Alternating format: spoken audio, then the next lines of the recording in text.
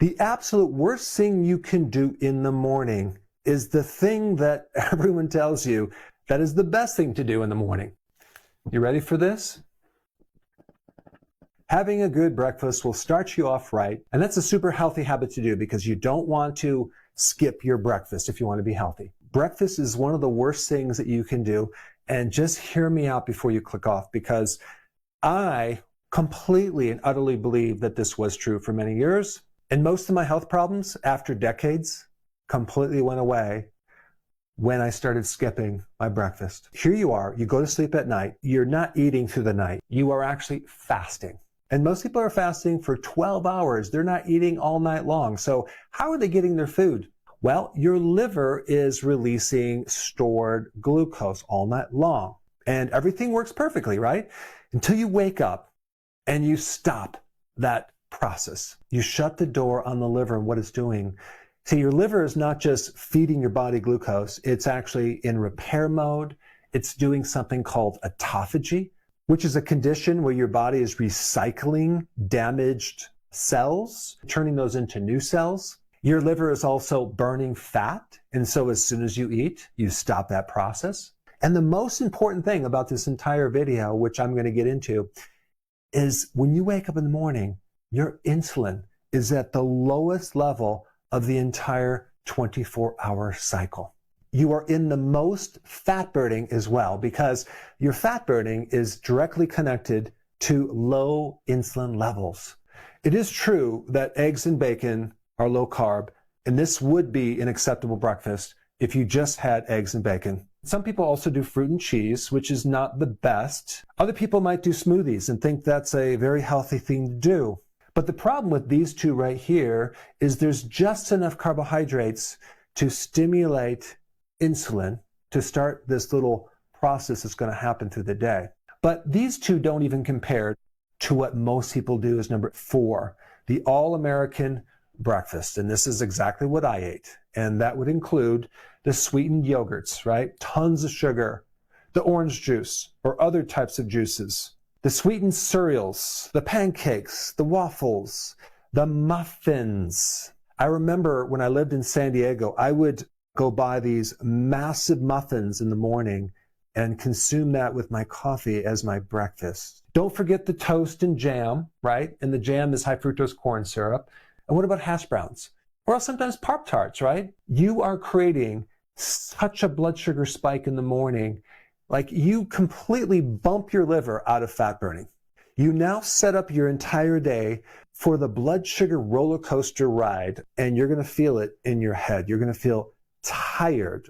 A lot of people do consume these, but they also consume eggs and bacon at the same time. And they might think in their mind, as long as I'm having protein, I can also have some of these, right? Or maybe if I'm consuming these, the extra protein will help curb and lower my blood sugars. And it actually does. It does bring the sugar a little bit lower. But here is the problem. It does not bring your insulin levels lower, okay? Just the blood glucose levels. Your insulin level spikes not just with these carbohydrates, but also with the protein. That's right.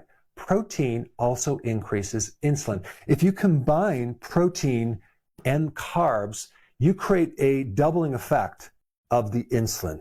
I know some of you are going to say, wait a second, how could you have a lower blood glucose level? Maybe you monitor that, but then have higher amounts of insulin. Well, it has to do with what protein does with food in your intestine. It actually slows down the assimilation of food in the intestine, so the blood sugar goes down, but in the background, you get this massive, massive spike of insulin. Insulin destroys your body 10 times more if it's very, very high.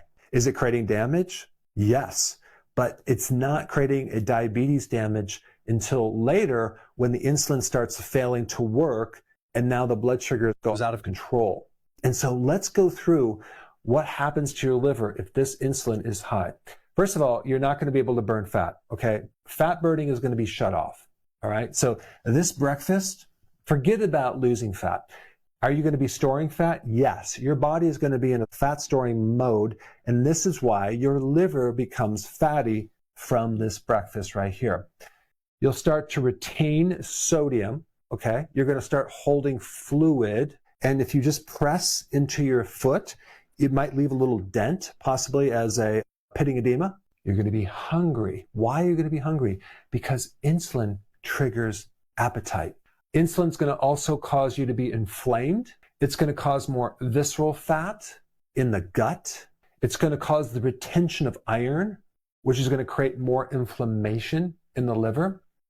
It's going to bump you out of ketosis.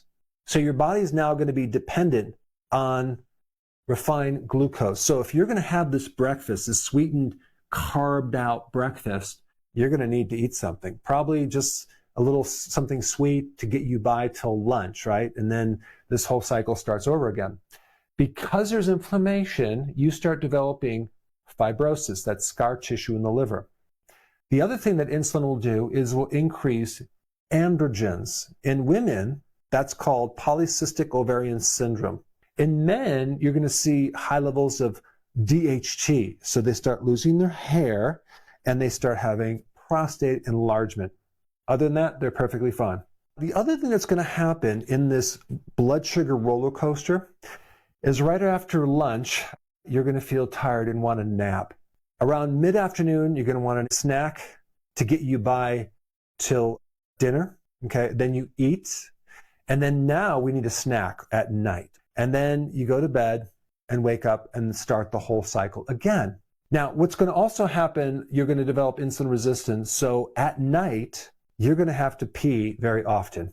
2, 3, 4, 5, 6, up to 10 times a night. I know people that have gotten up 15 times a night. Just think about what that does to their energy the next day.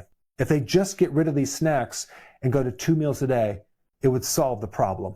The other thing that all these refined carbs will do is increase cortisol. So it's going to start to put you more in a flight or fight mode, which you're going to be more in stress mode versus a calming state.